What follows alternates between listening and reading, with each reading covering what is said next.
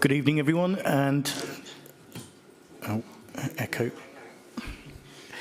Thank you for coming along to this evening's non-strategic planning committee. We'll start with item 1. Apologies for absent. Notifications of substitute members.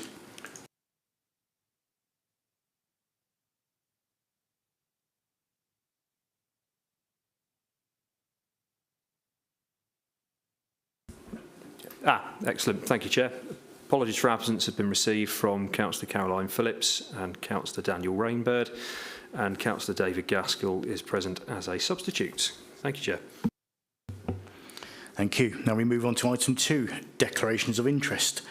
Do any members of the committee have any declarations of interest in any of the items under consideration at this meeting? Okay, thank you. Item 3, minutes. Do we confirm the minutes of the meeting of the committee held on the 4th of September 2025 as a correct record? Yeah. Okay. I'll sign these.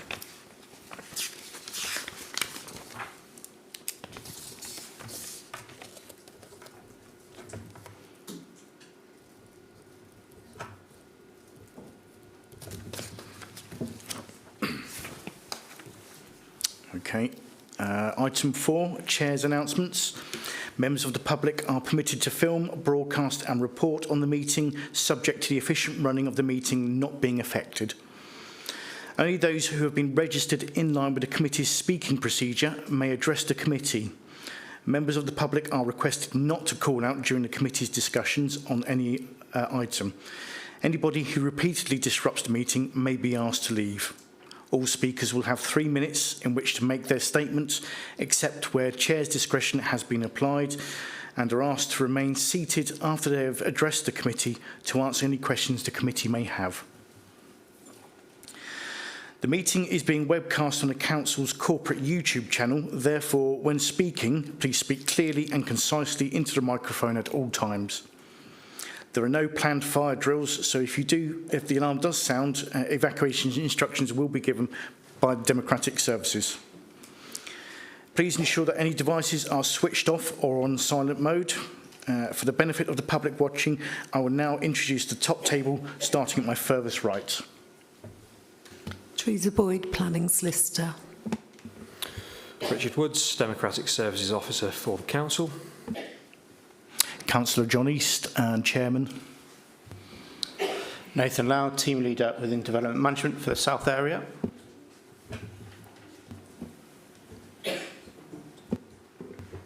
Rebecca Wilkinson Foster, Planning Officer. Thank you. Item 5, proposed pre-committee site visits. For any items requiring a site visit that are due to be heard on the 23rd of October meeting of the committee, such site visits will be held at 10 a.m. on Tuesday the 21st, and the details will be circulated by Democratic Services in due course. So we now move on to item 6, which is 3 Wadden Close, Northampton. I will now hand over to the case officer, Rebecca Wilkinson Foster, to begin the presentation. Thank you, Chair. This proposal is for the change of use from a dwelling to a children's care home for up to 2 children aged between 7 and 17 years old. The first photo shows the site location plan. The property is a bungalow situated on a cul-de-sac off of on Wadden Close. The next photo shows the aerial view of the site, showing the residential curtilage, the garden, and the front parking area. The next photo shows the existing and proposed elevations. Little is proposed to be changed in the appearance of the building, apart from the conversion of the garage to the staff room. The conversion of the garage is permitted under permitted development. The floor plans also highlight the change of use of the garage to the staff room, and the change from a 3-bedroom to a 2-bedroom property. The photos show the front of the property, as you can see, with the work that started converting the garage and the 2 parking spaces at the front of the property. And this second photo shows the potential of a 3rd parking space to the side of the property. And the final photo shows off-road parking at the top of the cul-de-sac that could be used potentially, if needed, by the care home, which is a public space for parking. The proposed use is not dissimilar to that of a traditional family home, with 2 children and 2 adults, stroke carers, being present at all times. So there's no material planning reason the application should not be supported. Given that the proposal is located in an established residential area, the principle is considered acceptable in land use planning terms. The proposal would be similar to what could be undertaken without needing planning permission, and this factor bears weight in decision making due to the fallback position open to the applicant. It is considered that the parking is acceptable, providing an adequate number of off-road spaces for use of this nature and scale. Therefore, there are no planning reasons why the application cannot be supported, so the application is recommended for approval with the conditions detailed in the report. Thank you, Chair. Thank you. At this point, we invite questions from the committee to the officers. Any questions from anybody? Yep, Councillor Beryl. Yes, Councillor Barrow, thank you. So is this a retrospective plan application if work's already started? You said earlier that it's being converted. Is that correct? They are currently converting the garage, but that's allowed under pivoted developments. They don't need permission for that. It is part of the application, but that's just so they're covering all their bases. But they can convert the garage without planning permission. Yeah. So that's why the work has started, just to convert that bit. Yeah, I understand that. Thank you. Councillor Carley. Yeah, just for my information, just wanted to know if residents have been notified in terms of this. Yes, letters were sent to all adjoining properties. Any further questions? Okay, at this point, we will now move to the speakers, and we'll start with Sue Purcell, a local resident. Yes. Yep. Yep, just make sure the red light comes on in the microphone. Okay, cool. Good evening, everyone. In the following 3 sections, I'm hoping to explain why the location of number 3 Wadden Close makes it unsuitable for its use as a children's home. 1, the geography. Wadden Close is a cul-de-sac built on the side of Hunsbury Hill, resulting in most of the properties having driveways that slope to varying degrees. Number 3 Wadden Close is at the bottom of a narrow private drive shared by 3 other dwellings. When it snows, and it snows sometimes, and it's icy, nothing can get up or down the incline. The surrounding neighbours report they get snowed in. This slope is so steep that there's a hump, at the top of the drive where cars with low suspension and long wheelbase trucks and lorries have become stuck in the past, causing chaos and some damage. This hump could affect the carers' cars and other vehicles servicing number 3.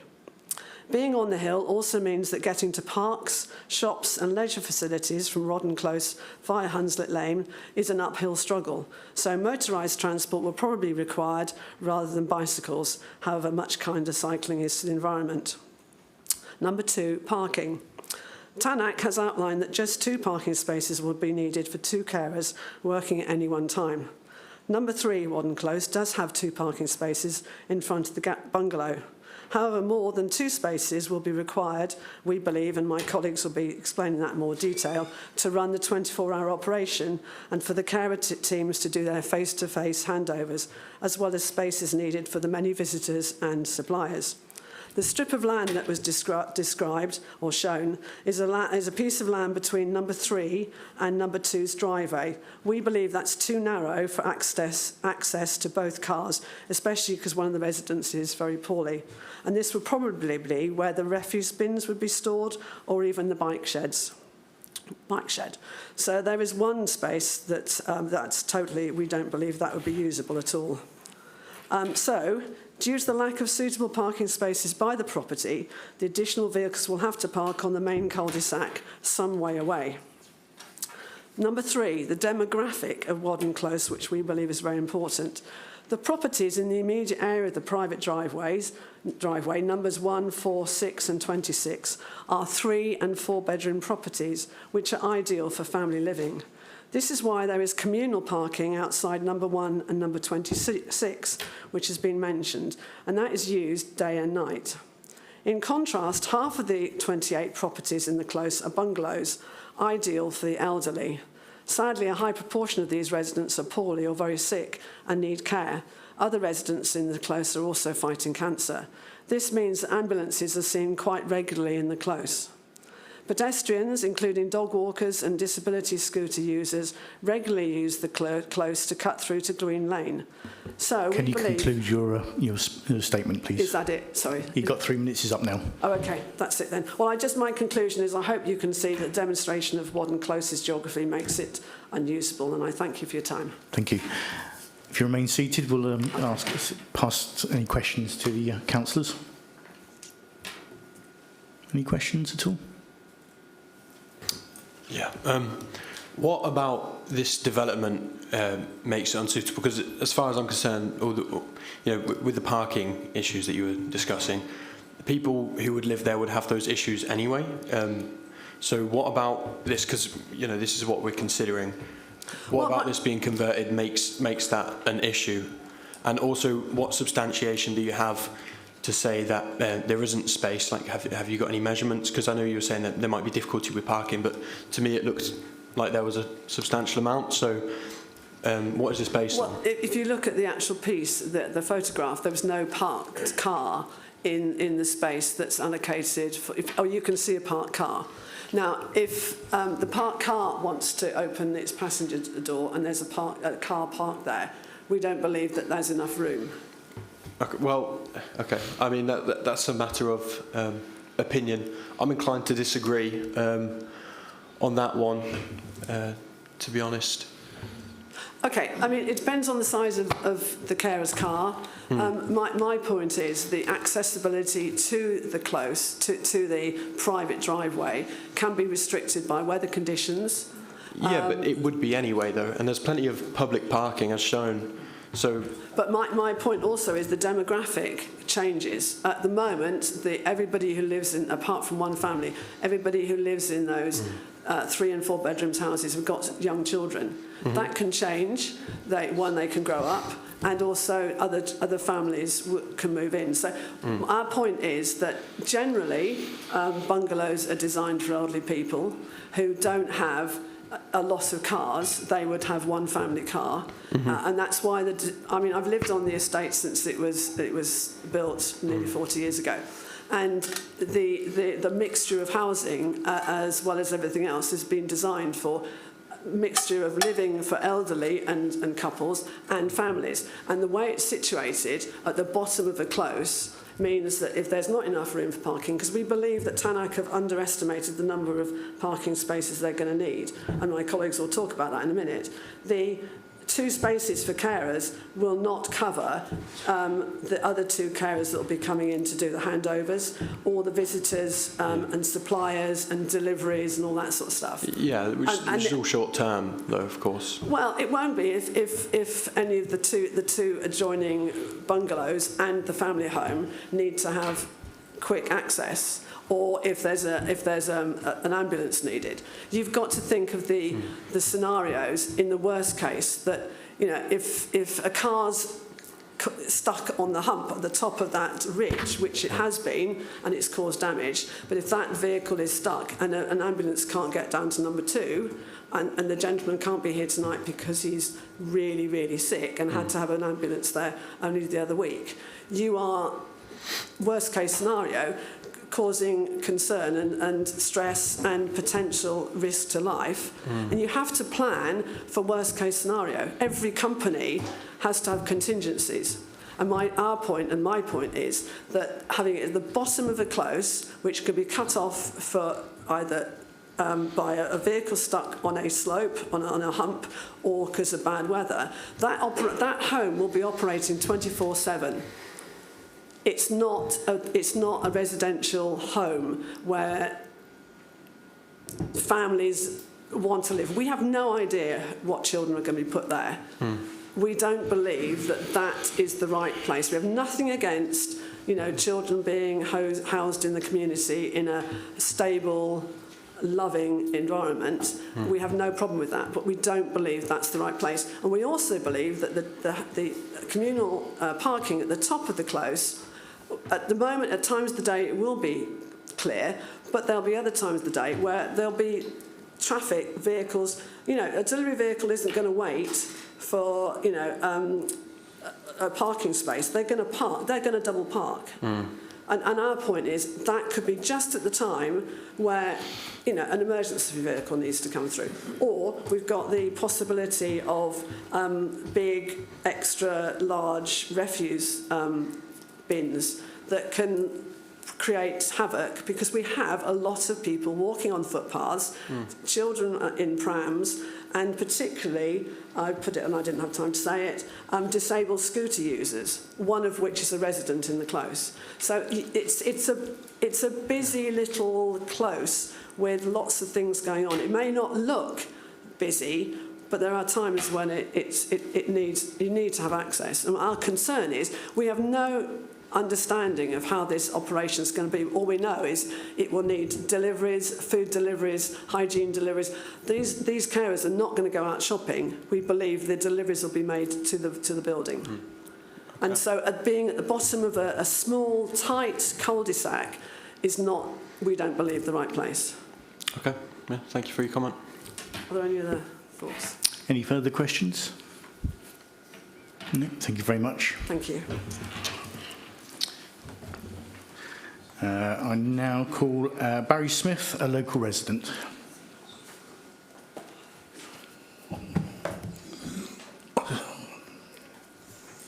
Good evening. Thank you for hearing my comments. Ready? Yep. Right. Some of the comments I want to make are just with regard to the design out crime officer's made, and she has said that she hasn't got any issues providing that the following information is provided, and one of those is that it will not. They need information to demonstrate there's not going to be antisocial behaviour in the immediate vicinity due to poor management of the facility. And I just wanted to know, has that information been provided? Because it's not on I couldn't see it on the website. And the second thing is, won't create road congestion and inconvenience to other users due to the lack of available parking on site.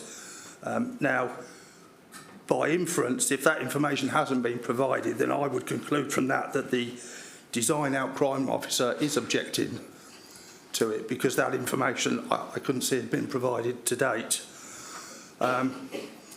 So they were the 2 points that I wanted to make. With regard to the issue that Sue was talking about with the parking, the standard parking bay is 2.5 by 5 metres. Now these properties will be, they won't pay council tax, so the bins will be taken by a private company such as Biffa or something like that, and therefore the paladins or the bins will need to be stored somewhere, and it's likely that it'll be down that side. So I'm not sure where the cars are going to park if there's a load of bins down there. And during the changeover, when there's going to, both parking bays are going to be occupied, where are social workers going to park? Now you say it's a short-term thing. Well, we've got a looked after child, and these social workers don't just turn up for 5 minutes and then clear off. They're there for some time. So I just wondered, where are they going to go? Where are the friends going to park? So they were the points that I wanted to make. Thank you. Thank you very much. Any questions from the committee? No? Okay, thank you very much. I now call on Councillor Pinder Chauhan, the local ward member.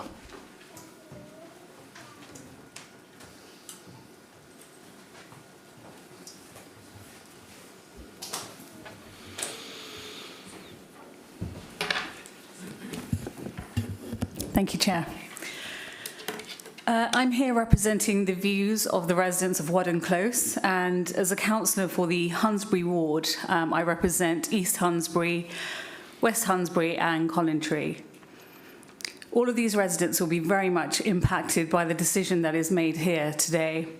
If this planning decision goes through today, it will very much open the floodgate for similar commercial outfits opening up across the whole of West Northamptonshire.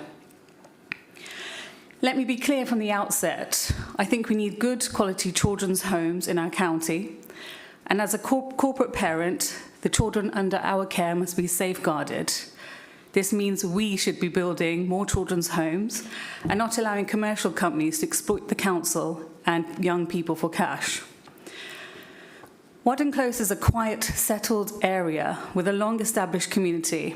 This is a residential and not a commercial area. And I'm afraid that the children's home will be a commercial outfit which will be situated right in the centre of a tight-knit community that have been present here for many decades.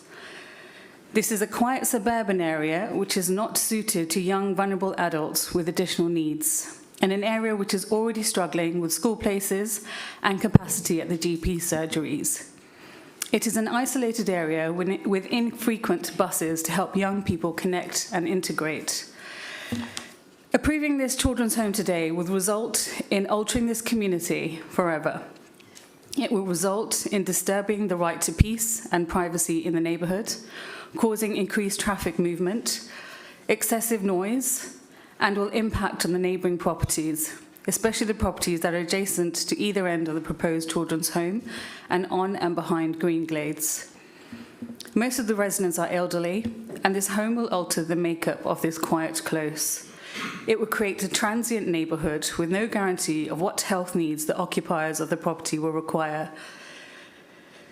I have a question. Will this result in more special vehicular movements, such as ambulances or commercial lorry bins? It's not very clear from the application. And if Highways did do an assessment, have they seen how narrow the roads are, which would make it very difficult to manoeuvre a vehicle in the road? Further to this, there is very limited local amenities for these young people who'd be more suited to an urban environment with plentiful local amenities and access to the support they need.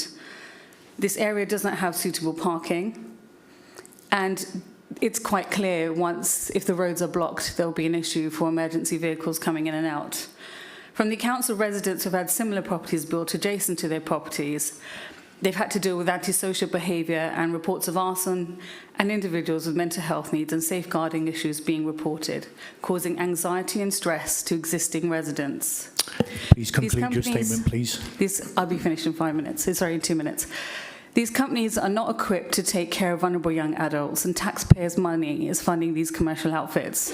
If there is a possibility that this application is going through, my question is, what contributions will this organisation make to the local area? And I reiterate that this is a commercial outfit with the name of a children's home, and this application must be rejected on the grounds of privacy, and neighbourhood noise and pollution, traffic and transport. And I just wanted to share one final comment, that this children's home hasn't been registered to Ofsted. So again, this is a reason to reject this application. I know it can't be considered in the planning objection itself, but it's something that I'd like this committee to consider. Okay, thank you very much. Any questions from the committee at all? No? Okay, thank you, Councillor. Thank you. I now call on Councillor Ronald Furman, a local ward member. We'll get the officers to come up on some of those points. Yes.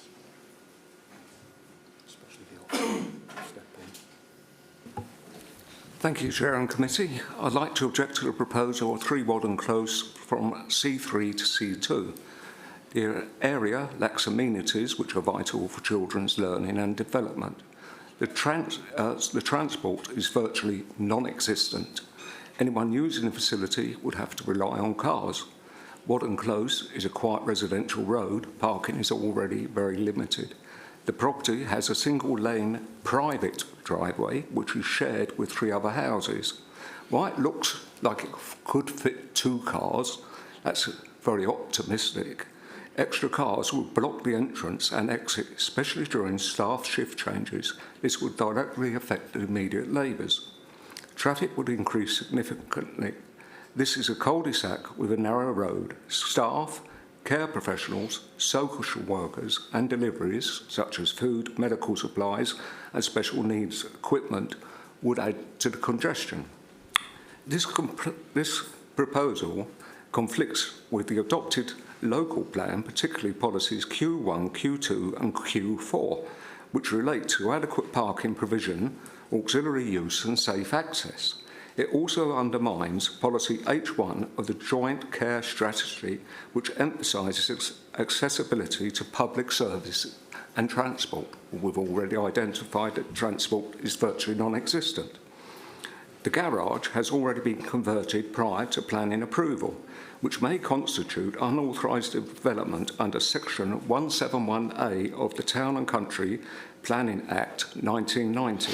This shows a clear disregard for due process and undermines the integrity of the planning system and erodes public trust and confidence in a fair consultation. While some garage conversions may fall under permitted development rights, a change of use from C3 to C2 does not. The garage has been converted in anticipation. This is not covered by permitted development and therefore requires formal approval. Without it, it can be considered a breach of planning control. This is a quiet residential road and extra traffic would fundamentally affect the nature of the area. The single lane driveway is not suitable. We must take into account the residents' concerns and the impact on their daily lives. While we all understand the need for childcare facilities and location, the location is simply not suitable. I kindly ask the committee to reject the application. Did you hear that? Yes. Yes. I know it went dark. Councillor Frost.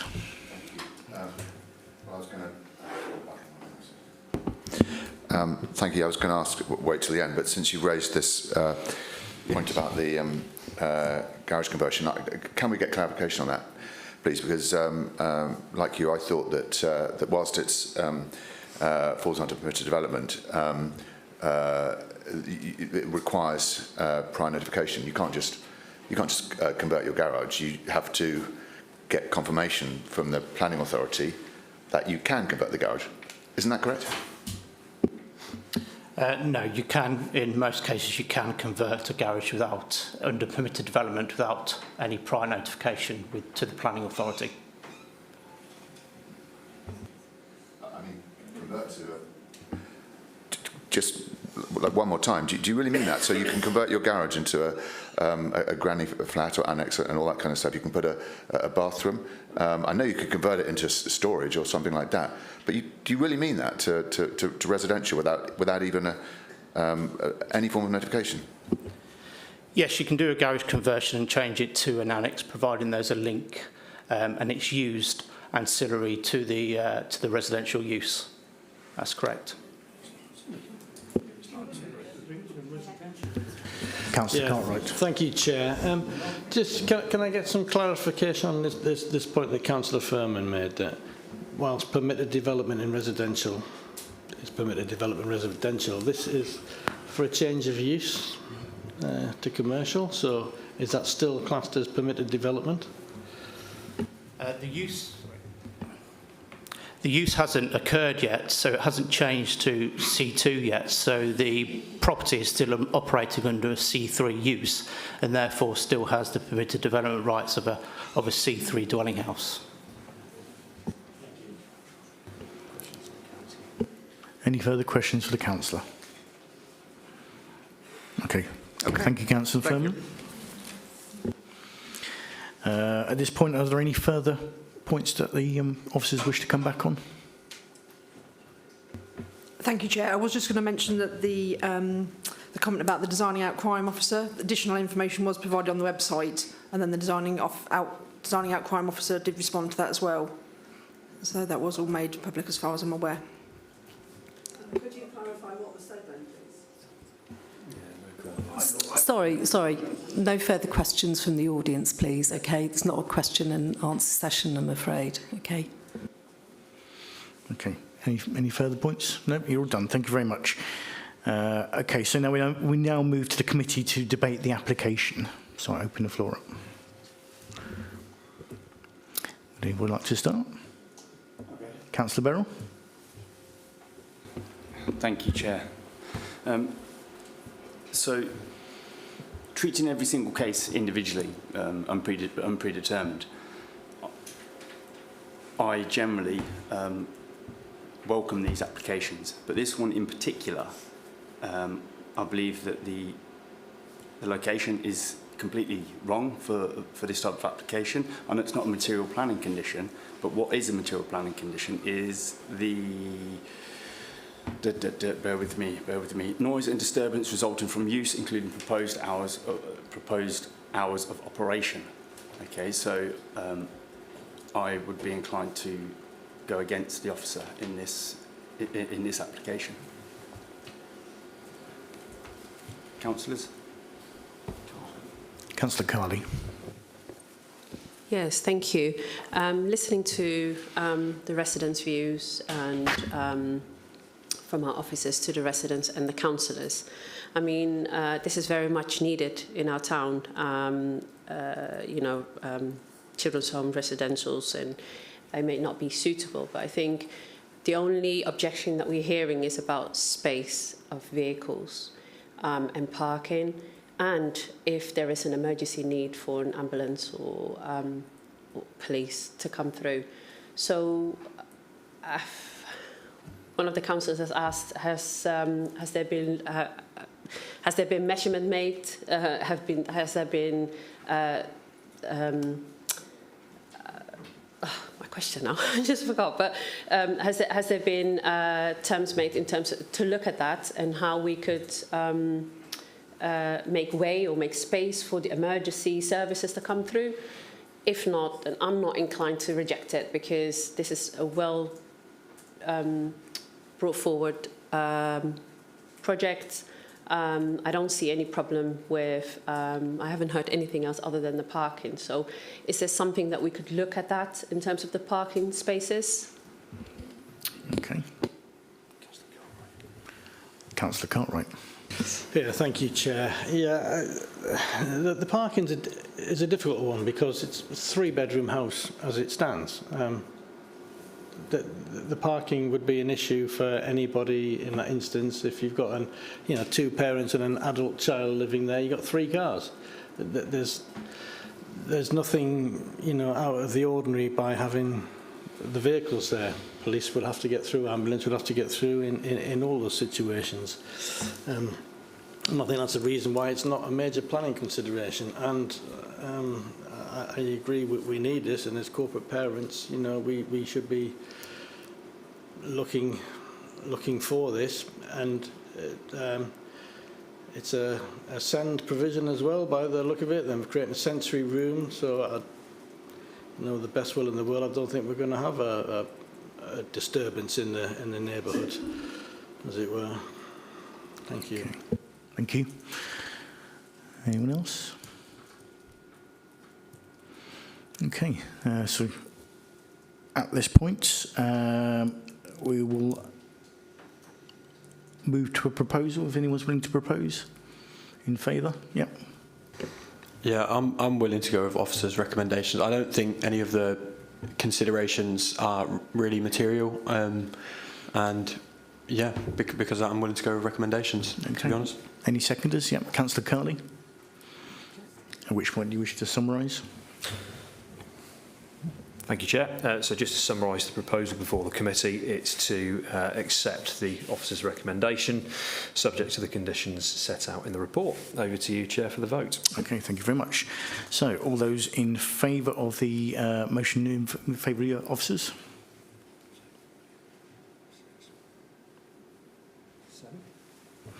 All those against? 4. Any abstentions? None. Okay, motion carried. Motion carried. Thank you very much. We now move on to item 7, Headway, Heathfield Way, Northampton.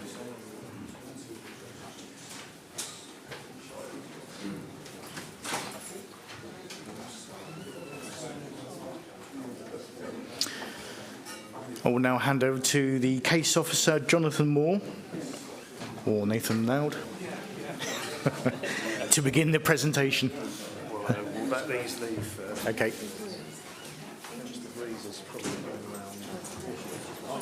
That's okay, you're right.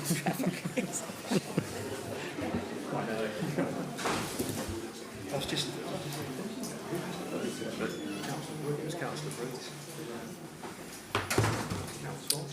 Okay. Thank you, Chair. This is a planning application for demolition of existing buildings, construction of a new terrace of 7 commercial units and associated parking at Heathfield Way, Northampton. Next slide, please. The next slide shows the site location plan. You can see it's surrounded by large-scale commercial properties on Heathfield Way, with access taken from Heathfield Way as present. Next slide shows an aerial view of the site, showing the location and its context. Next slide, please. This is the existing building, which is a commercial building at the minute, fairly ordinary in appearance. Next slide. So the proposal relates to creation of a 2-storey terrace of 7 commercial units, creating industrial units. One of the units was also used by a gym, and also units would be used as light industry and offices. The materials would be metal cladding to the top and brickwork to the bottom. Next slide, please. That's the site elevations proposed. Industrial in appearance, commercial. That shows the site layout plan, which shows the 7 units, 27 car parking spaces, and 10 of the spaces would be earmarked for EV charging spaces. The site plan also shows the turning that could be accommodated for large-scale lorries on site. Next slide, please. This is one of the 3D visuals which shows what the units would look like if they were approved. Quite a good indication of kind of the general design. And the next slide shows the same again, metal cladding to the top and brick at the bottom as described before. Next slide. That's the existing building on site at present. Access to Heathfield Way. This shows the street scene. Again, next slide shows the street scene again. If we go back to the 3D visuals, which kind of show the design, all the consultees are supporting the application. There's no objections. The recommendation tonight is for approval, subject to 17 conditions as set out in the report. The report covers all the issues quite comprehensively. And as I say, ready to take some questions. Thank you. Thank you very much. Sorry, Councillor Frost? Can I propose we go with officer's advice? Cut to the chase. Okay, so any seconders? I'll second. Yeah, sure. Okay. And I'll leave you to summarise. Thank you, Chair. So it's proposed by Councillor Frost, and I think we got to Councillor Tarbin in the end for a seconder, that the application be approved in accordance with the officer's recommendations and subject to the conditions set out in the report, as per on the proviso that there's no questions. Thank you, Chair. We'll move to a vote. All those in favour of the motion? I think it's unanimous. Well, might as well vote as well. Throw one into the ring. Okay. So item 8, Sears Farmhouse, Hill Road, Lower Boddington. This application has been withdrawn from the agenda for the reasons set out in the committee updates and will be heard at the next ordinary meeting of the committee on Thursday, 6th of November. We now move on to item 9, land at Dale Farm, Harbour Road, Northampton. I'll now hand over to the case officer, Tim Cantwell, to begin the presentation.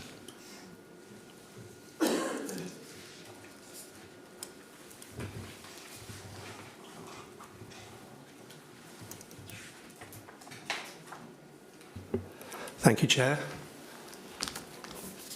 Before we go into the slideshow, I'll just outline a few things. So the purpose of this report is to seek Planning Committee's view on a statement of case in relation to a recently received appeal for non-determination of a planning application. The planning application, as it says there, is WND 2023-0046, which proposes the construction of a detached house and outbuildings on land at Dale Farm, Harbour Road, Maidwell.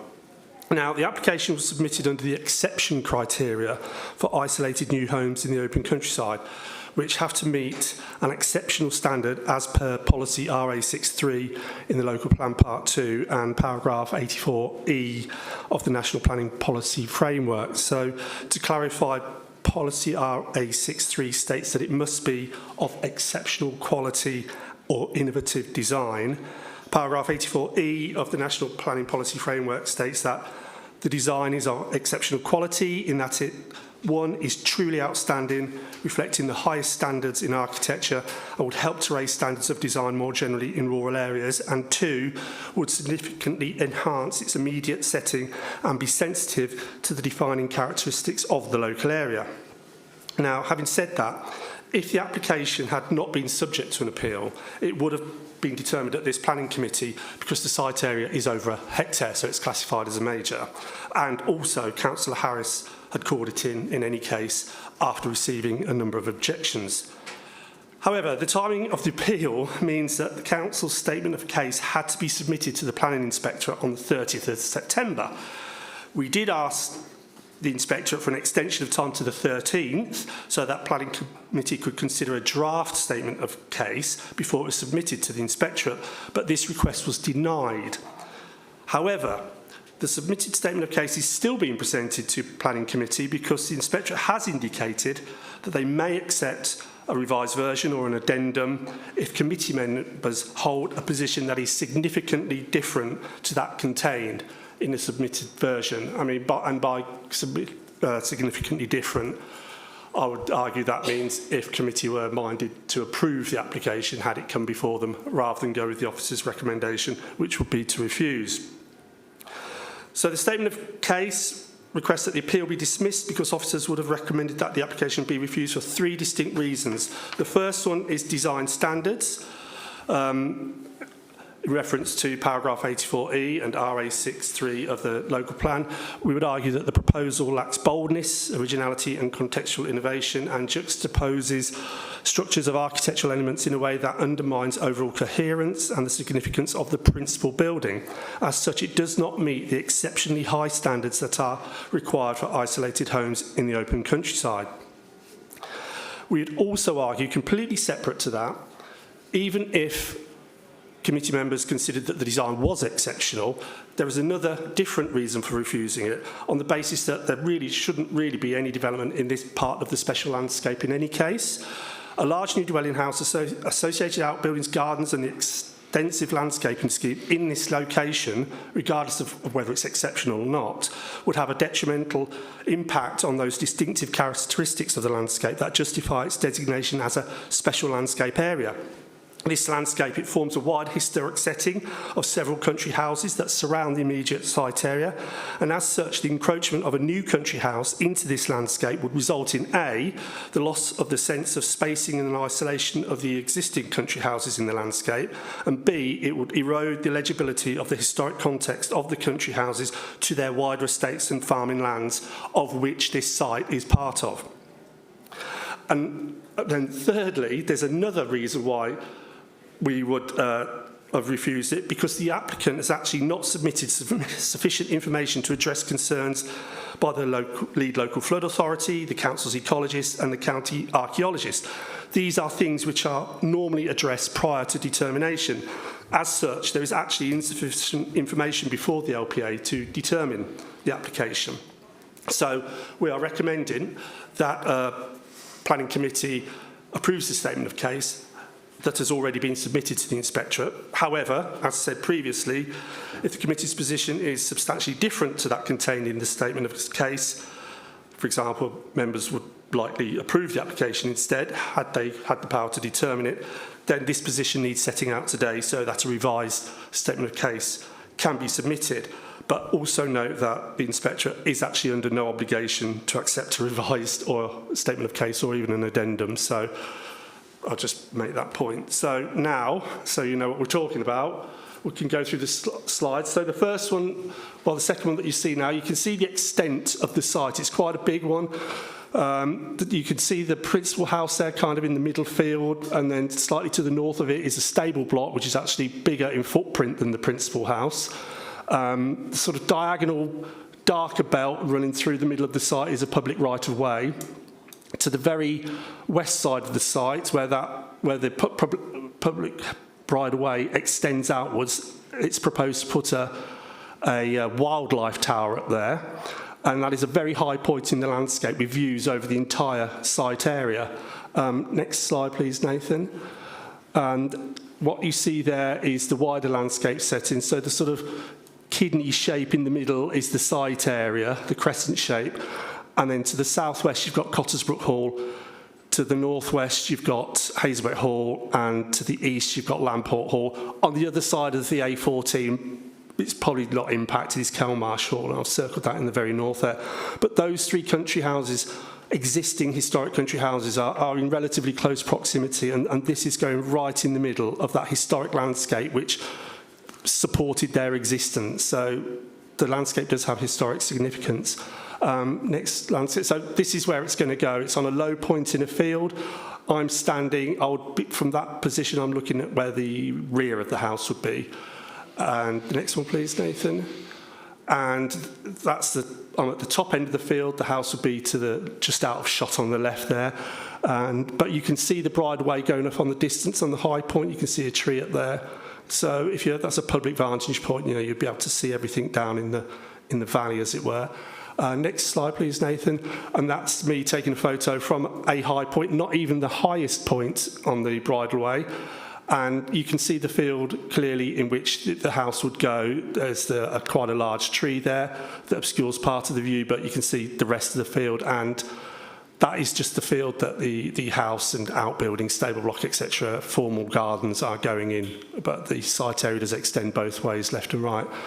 Next photo, please. This is a block plan. You can see the main house there. There's a swimming pool out the back. The wing on the bottom southeast is a garage block. There's some smaller outbuildings, and then there's a stable block to the north of that image there, and there's some formal gardens. Next slide, please. These are some drawings of the house. It is very traditional. They've drawn on traditional features in surrounding country homes, which, although would be in keeping, it doesn't mean to say that it's exceptional. I mean, it's good design, but it's not exceptional. These houses have to be of exceptional quality. Next slide, please. You've got the wildlife tower on the left there and one of the small ancillary outbuildings. And if you can just about make out the inset photo of the site area, you can see the contour lines leading up to where the wildlife tower will go, to show how that is going to be positioned on a high point in the middle of the landscape for no other reason than for the applicant's benefit, if you ask me. The next slide, please. So here's some 3D images. There you can see the house. To the right of the house, there's a small outbuilding.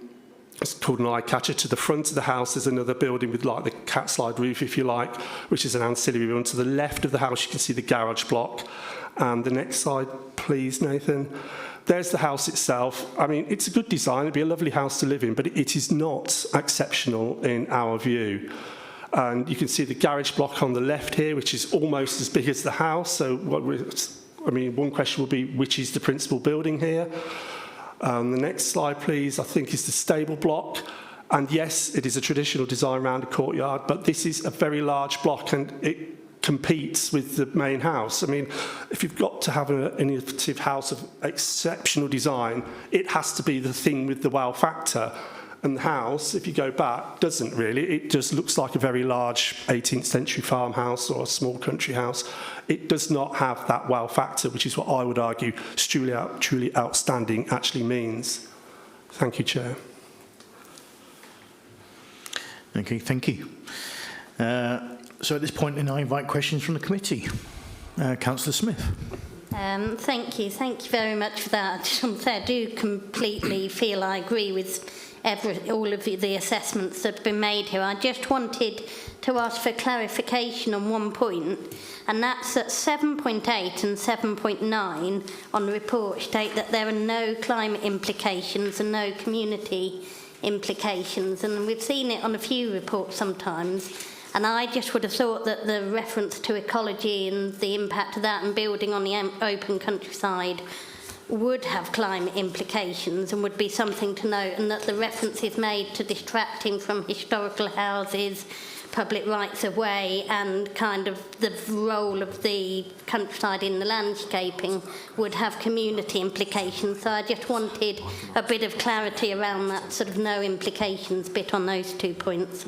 I wrote the report from the point of view, I was using the standard template, and although I said there's no implication for legal and risk, I was thinking of the council's reputation and things like that, so I've argued that there would be no implications either way, whichever decision committee made. Yes, there would be implications for the community because the isolated, tranquil, beautiful landscape that is Northamptonshire would be undermined by the existence of this house in the middle of it. And there are very good, lovely views, especially from that high point where the wildlife tower is going, which are cherished and valued by local residents. So yes, perhaps I should have added something there, so forgive me for not including that. Any further questions? Councillor Frost. Yeah, thank you. Like Councillor Smith, I want to support you too, but it was received on the 5th of January 2023 and validated a month later. I mean, bluntly, what's going on? Yes, it's one that I inherited, Councillor Frost. So the original officer that had it, unfortunately, was ill for a period, so it had to be handed over to a second officer. They progressed it some way, and then that particular officer then got a promotion within the authority to the majors team, so then it had to be passed on to me. And though I've progressed it as well, as much as I can, there are still some outstanding matters, the ecology, the flood risk. So, it goes to and fro. We as you well know, and there are still matters that are outstanding that need to be determined. Yes, I understand the applicant and agent's frustration to some extent that it has taken so long, but a lot of these things are kind of out of our control, and this is not something at this point in time that both the LPA and the agent are in dispute over, in the sense that they just want to get a quick determination, which is why they went to the inspectorate. Because having said that, Councillor Frost, it would have come to this committee had it not gone to appeal in June. But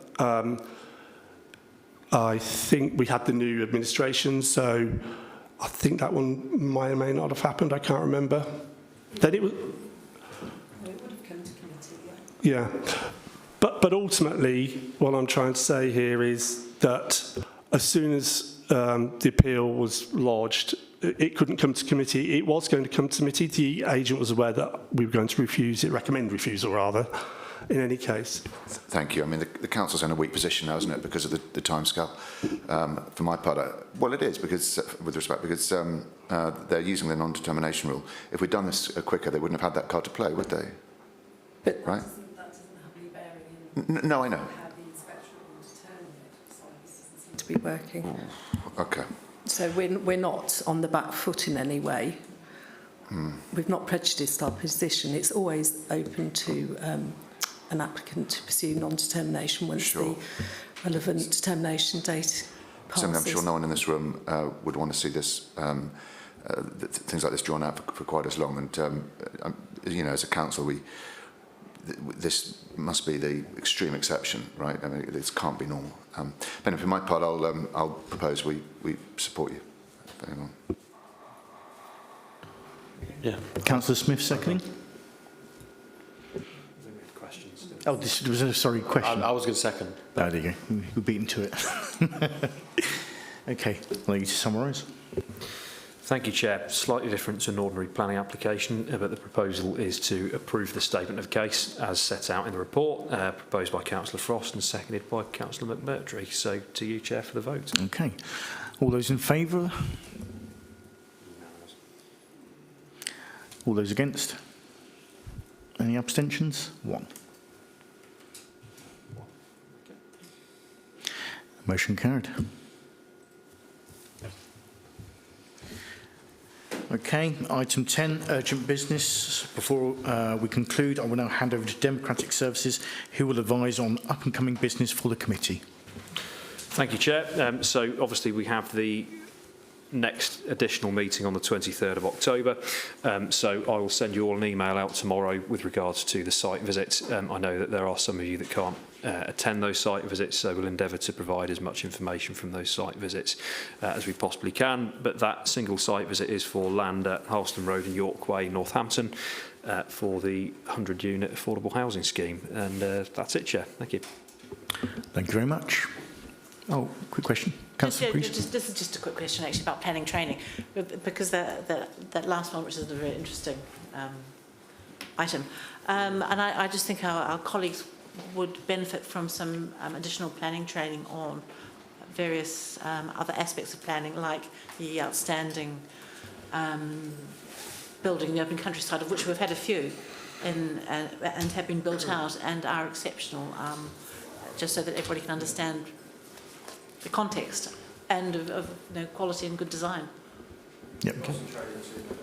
Yeah, can I? Councillor Gaskell. I actually made a note. I didn't want to add it into it. It's not really part of the meeting, but how do you differentiate between exceptional and not? Because to me, I live in a 2-bedroom bungalow. That's exceptional. Yeah, good point. This is one area of planning where there is an element of subjectivity, to be honest. But in this instance, it just didn't have the wow factor. It just replicated a lot of things that were in the existing country houses.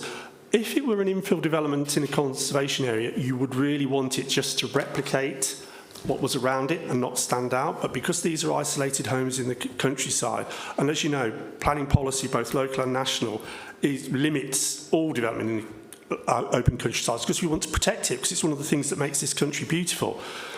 So they really have to be exceptional. And in this case, they'd interpreted the local vernacular, but that's all. They hadn't reimagined it. There was no, if you look into the report, there was no theme that connected all the various outbuildings. It was like a collection of different buildings that didn't have a constant theme running through them that combined them all.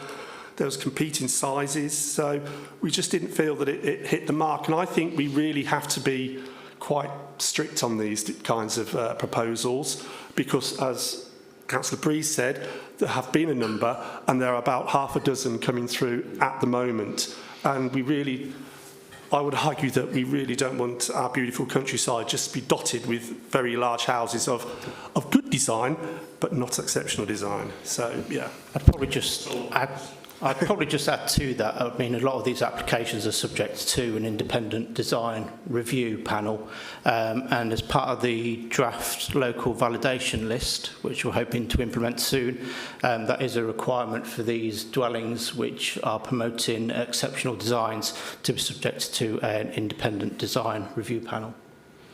Who are the members? Who are the members of the panel? So it depends on who they choose, but a lot of them do choose, I can't remember what it's called now, I think it's called the panel that reviewed this proposal was called the Traditional Architect Group. Right. Which in a way you'd think, well, they're going to say they like it because it's kind of doing the kind of things that they want to see, whereas a truly, I would argue, independent panel who had no biases towards traditional architecture might have come to a different view. I mean, they said it was fine, but we disagree with that view. Shall I answer Councillor Breeze? Yep, certainly. Thank you, through you, Chair. Just to answer your point, Councillor Breeze, about training, we have planning training on the 3rd of November. So if there are any subjects that anybody wishes to be covered, please email them to me and we can pass that on to the trainer, and we can ensure that any areas of subjectivity or grey areas in planning are covered on that training. Councillor Smith. Sorry, one final one just on that training. Is it open only to planning committee members or to any elected members? And would attendance at that training be sufficient to give elected members the experience they need and understanding they need to sit as substitutes on the planning committee? Thank you, through you, Chair. At the moment, it's intended for existing planning committee members, but I can answer that question and get back to you. I can't see any reason why non-planning committee members would not be able to attend. It's obviously a great benefit for all. So I'll find out the answer and get back to you before the lights go out, hopefully. Thank you, Chair. Okay, thank you. Any further questions from anybody? No. All right, thank you very much. Close this meeting.